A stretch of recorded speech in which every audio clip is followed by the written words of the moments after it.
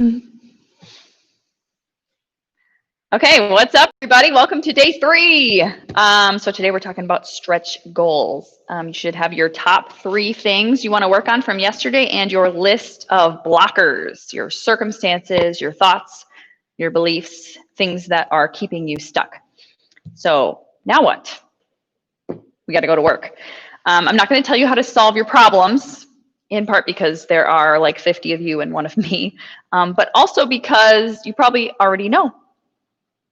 You might not know like the bestest, most perfectest steps in the bestest, most perfectest order to do, but I bet you could come up with a good first step to try. Emphasis on try. That's what we're looking for today. So I don't want you to get stuck on finding the right solution. I want you to brainstorm ideas that you could try. And if they don't work, it's not because there's anything wrong with you. It's just because you need to pick something different. Or maybe you need to scale down your first idea a little bit. And if your idea is, for example, never eat sugar again, feel free to try that. Just get ready to pick a new idea 2 days later, or 1 day later, or like 2 hours later. So the secret to finding the right ideas, you need to ask yourself the right questions. You need to ask yourself good questions. One that I love is, what's one thing I could do to make it easier to XYZ, whatever you're trying to change? Easier to cook healthy dinners, eat more veggies, eat less sugar, drink less caffeine, whatever. What's a new thought I could practice thinking instead of that blocker thought that I wrote yesterday that's getting in my way? What's a new story I can start telling myself that is not the blocker belief that I wrote down yesterday, that thing, my identifier about myself that's getting in my way? Guys, your brain will think about whatever you ask it to. So whatever story you're building up in your head, your brain is always secretly gathering evidence to support it.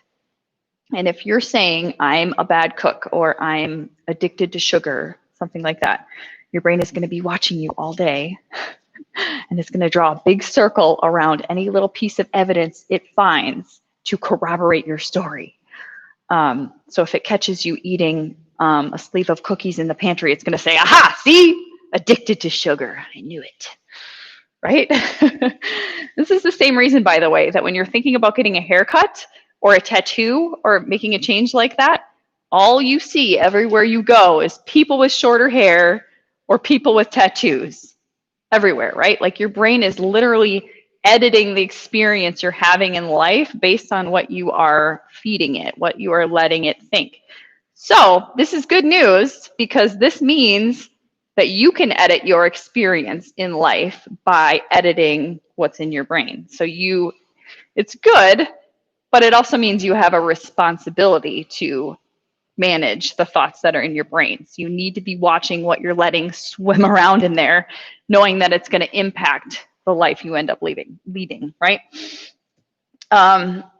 So instead of thinking about this program or the changes you want to make, instead of thinking, this is never going to work, I'm never going to figure this out, my life is harder than everyone else's, I couldn't possibly do this because pandemic and kids and pandemic and kids and also pandemic and kids, whatever you're saying, and finding perfectly logical evidence to support, it's still sabotage. Like you're still sabotaging yourself, even if your points are totally true and valid. Instead, what we want to do is practice new thoughts that support you. Okay, so not good thoughts, not bad thoughts, just ones that support you and what you're trying to do. This could work. I could make some changes. My life is hard and I can still do this. This is my moment. Like you could start thinking, it is a pandemic and I have the time now to work on this stuff. I've got the space to think about it. Maybe that's not true for you, but maybe it is for some of you. Or like, I'm going to come out of this pandemic and everybody is going to look at me and say, what have you been doing through this pandemic? You are glowing. Like you look like you've been eating veggies every day or whatever, right? So again, how to come up with ideas for your homework. The first part, Ask your brain. Your brain loves to answer questions. You just need to ask it. It will literally go to work on your questions while you're not thinking about it. Like while you're sleeping at night, while you're taking care of your kids during the day, subconsciously your brain is always kind of ticking through the questions that you're asking it. So make sure you don't ask, how can I make this problem go away in my life? Because for one thing, your brain might just hear, this is a problem. Like it'll hear the word problem and dwell on that and drum up evidence that it's a problem. And we're not trying to make this problem go away, right? We are trying to find the next step. We are trying to find something to try. You could ask yourself, how could I get awesome at this? How could I get awesome at prepping veggies? How could I get awesome at cooking home-cooked meals? Okay, so here's what I got for this. You might remember my top 3. One of them was caffeine. I need to drink less caffeine. So some of my ideas are, there's the basic restriction. Sorry, I'm making the table shake. It's making the camera shake. I need to get my hands off the table. Basic restriction, limit to 2 cups of coffee a day instead of 12 or whatever. And they must happen before 11 a.m. That's one idea. Or I can have unlimited coffee, but I must stop at 9 a.m. So unlimited, but with a time cap. That kind of feels good to my brain because I don't feel limited then. I don't feel restricted. But it's just best that I stop at 9 so I have enough time to recover and I can sleep at night then. Or I could try limit to 2 coffees or 1 coffee and 1 tea. So if it's just the warm, comforting drink feeling I need, maybe I can try swapping that out for something similar, see how that goes. I'm not going to go straight into tea. I'm going to ease in, right? I'm going to give myself some coffee, some tea. So if I start with 2 coffees and 1 tea, maybe eventually I move to 1 coffee, 1 tea, and then maybe to 1 tea. I don't know. I'm not trying to get rid of coffee. Just trying to drink less caffeine. And my last idea, I really like this one because this works in a bunch of different areas. 1 coffee a day, but make a big ritual out of it. So make it more special in some way. So maybe I go out on the porch. It's before my kids come up or wake up, or my kids are busy doing something. I go on the porch. I'm by myself. I do nothing except sit there and drink my coffee and look at the flowers or whatever. So you can do that with other things you might be trying to do. If you're trying to limit sweets or you're trying not to overeat at meal times, maybe your focus is on making the food you are eating more special. So you're sitting down, you're putting your phone away, you're making it look pretty on the plate. Whatever you need to do to make it feel more special. That can be a really powerful one, actually. One of my other things was processed foods. I'm working on that. I explained in my last video about how my biggest issue is meal planning for kids with food allergies. So one of my ideas was I'm going to sit down on Pinterest and find 20 meals that I can adjust for everyone in my family in some way. And then I'm going to implement 1 per week for 20 weeks. So just try a new one every week. I don't need to go crazy and try to do 3 or 4 or 5 of them every week, but just 1. And that feels doable for me. Anyway, so that's a few examples that I came up with for mindset ideas. I didn't write down any mindset things that for my top 3, but if you did, here's what you should do. Probably your blockers are going to be things you're thinking. So you're going to want to practice thinking a new thought. So how do you come up with this new thought? Well, it doesn't have to be a 180-degree switch from a negative thought to a positive thought. So if you're thinking, I'm a bad cook, and you're stuck on that, you don't need to start thinking, I'm a great cook, and try to force yourself to think that. If you don't believe it yet, it's not going to work. You're not going to be able to think that and have it be effective. So what you need to do instead is to write we call it a thought ladder. So what thoughts would you need to think on the way from I'm a bad cook to I'm a great cook? There are some thoughts in the middle there. What would be the neutral thought that you could think on your way from bad to good? What's in between? So a lot of people think of the example here of I hate my body. I know I'm supposed to be thinking I love my body. So how do I get from hate to love? An interim neutral thought for that one that works well is I have a body. It sounds kind of stupid, I know. But this is how the brain works, right? It attaches to ideas and then it dishes them back out to you all day long. So anytime I hate my body pops up in my brain, I correct myself and say, no, I don't hate my body. I don't love it. I just have a body. Okay, it's a body just like everyone else's bodies. Everyone has a body. I also have a body. Done with the conversation for now. So if you have negative thoughts, you don't want negative thoughts, but you're not ready for super positive thoughts, focus on getting comfortable in the middle with a neutral thought. Okay. Okay, so your stretch goals. You're going to pick one of your ideas in each category to be your stretch goal that we're going to be working on next week. And of course, the idea is that you are going to stretch yourself a little bit toward improvement. You're not going to completely resolve your problem that you're working on. You're just going to stretch. So you want to focus on making a level 1 choice here. So you can't go from 0 to 10 in one step. What would be a level 1 from where you are now, where you want to be, where's level 1? So you don't get to walk in the weight room, decide that you're going to bench press, having never bench pressed before, and load up like 200 pounds and get under the bar, right? Like that's obvious. No one's going to do that. And it doesn't matter if you're super motivated and you chugged a bunch of coffee before you came in, and you just did a bench press refresh program, for example.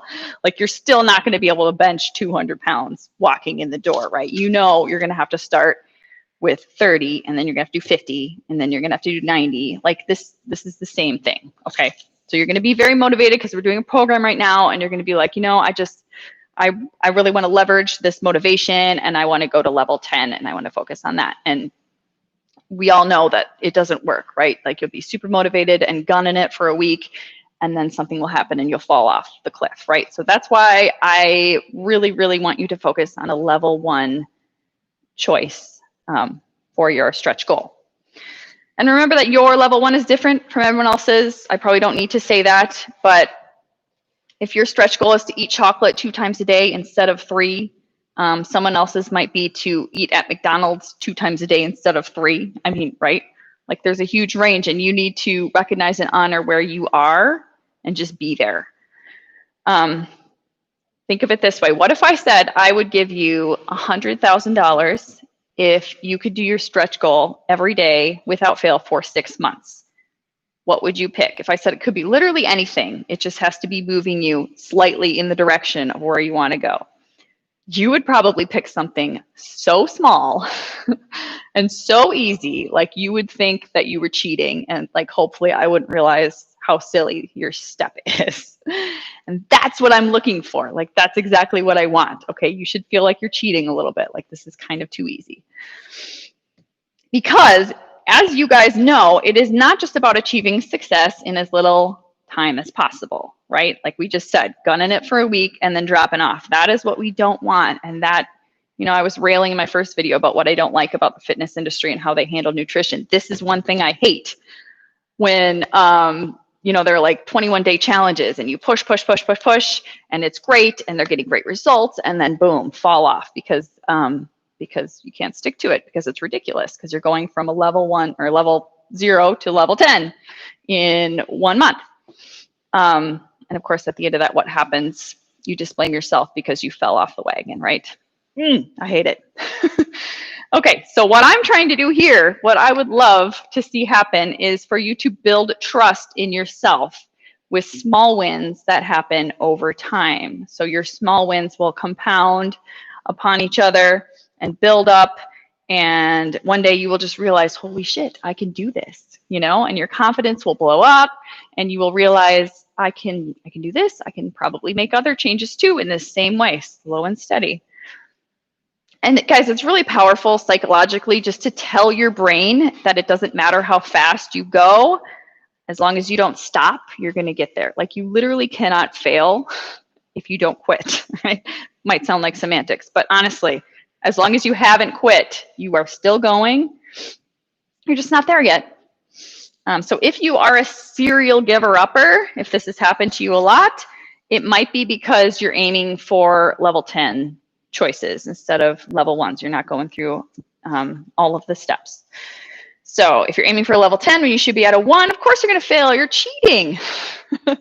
My son was just telling me this morning that he wants to be a cartoonist, but not someday. He wants to be a cartoonist right now. So he drew a bunch of pictures this morning and he brought them to me and he said, how can I get these published? He's 8, by the way. How can I get these published in a book, like tomorrow, ideally? So I talked to him about how, like, you have to work on something for 10,000 hours before you get good at it. And by the way, before I was thinking about mentioning that on this video. Before I did, I Googled that 10,000 hours to master a skill thing. And the first thing that popped up was like, 10,000 hours to master a skill debunked. And then I went through the article and it was like, it's actually more like 7,547 or whatever. Like, it's like a slightly lower number. But okay, we get it. Anyway, so I'm talking to my son about this and I was thinking, like, what kind of an example would I be if I were telling him this and then not applying that to myself, right? So nutrition is a skill, just like cartooning. It's a skill.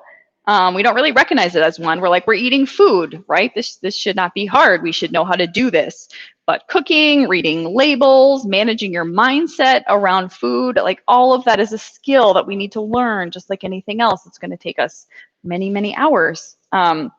And some people make it look super easy, but when you see those people, try to remember that there are 10,000 hours of effort behind that. I mean, maybe not exactly 10,000, maybe it's 7,547 or something. But just remember that easy is earned. If it looks easy, it's not that it was always easy, it's that it was earned. When I was emailing with some of you guys at the beginning of this program, a lot of you said, I really want to try this, but I have to warn you that I'm bad at sticking to programs. Okay, that is the problem. That thought that you have to be either all in and perfect or you're quitting and you're done. Remember that your brain's always looking for evidence to support whatever you want to believe. So if the story in your head is, I can never stick to anything, I always quit, then your brain is going to dig up the first obstacle you run into and throw it in your face and say, see, I knew it. We can't stick to things. I was right. And here's the even scarier part, you guys. You probably won't even be that mad when this happens. Your first thought might be that it feels good. You feel justified that you were right. Like it feels like closing an open loop. Your brain will go, what we thought would happen, happened. And here we are, right back where we were in the beginning, where we were comfortable. Okay, so this will feel good to your brain.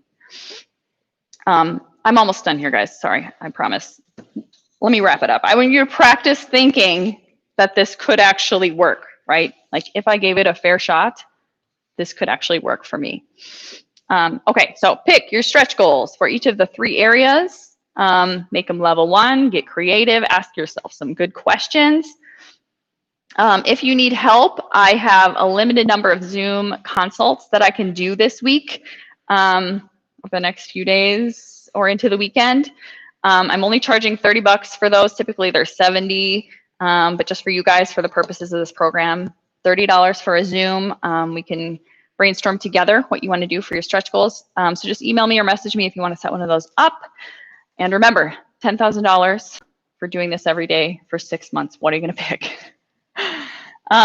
Okay, tomorrow we're going to get super meaty. I know this one was kind of long. Tomorrow is going to get intense too. I'm going to introduce you to something called the Think, Feel, Act cycle, which when I first learned it, you guys, it